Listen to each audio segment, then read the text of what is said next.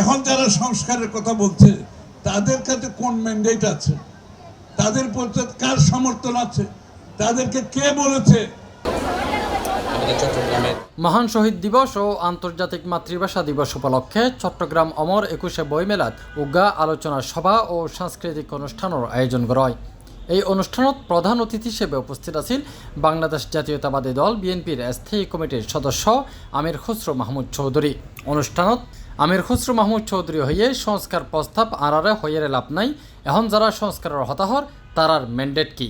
তিনি বর্তমান রাজনৈতিক প্রেক্ষাপট লইয়েরে হতা হয় এবং সংস্কার প্রস্তাবর যৌক্তিকতা লইয়েরে প্রশ্ন তুলে। আগামী দিনে নির্বাচনে জয়ী হতে পারলে বিএনপি এবং আমাদের জোটগতভাবে আমরা যারা আন্দোলন করেছি স্বৈরাচারের বিরুদ্ধে, আমরা যারা আন্দোলন করেছি ফ্যাসিস্টের বিরুদ্ধে, একটি নতুন বাংলাদেশের স্বপ্ন দেখার জন্য আমরা সবাই মিলে এই ৩১ দফার সংস্কার প্রস্তাব আগামী নির্বাচনের পরে জাতীয় সরকার গঠন করে, বিএনপি একা নয়, জাতীয় সরকার গঠন করে আমরা যারা সম্মিলিতভাবে ৩১ দফা প্রণয়ন করেছি আমরা সবাই মিলে সেটা বাস্তবায়ন করব।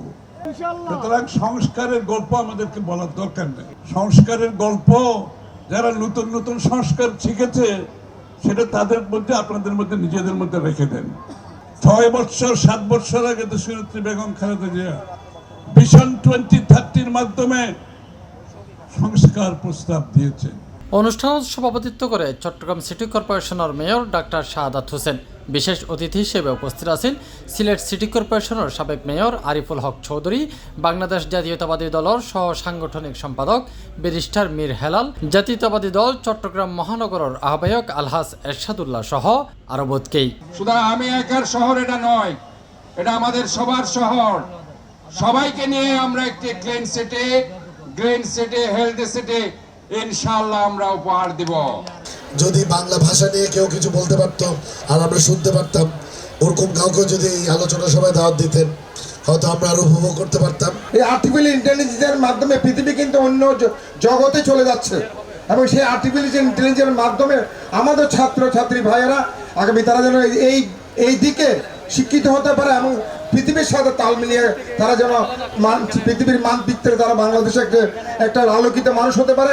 আলোচনা সভা শেষে এক মনোজ্ঞ সাংস্কৃতিক অনুষ্ঠানের আয়োজন করা হয়, যেটা স্থানীয় শিল্পীরা গান, নাচ এবং কবিতা পরিবেশন করে। এছাড়া বইমেলাত বিভিন্ন স্টলত দর্শনার্থীর উপচে পড়া ভিড় আসিল সুখত পরিবার মতো। তাফহিম আলমগীর, C+ টিভি, চট্টগ্রাম।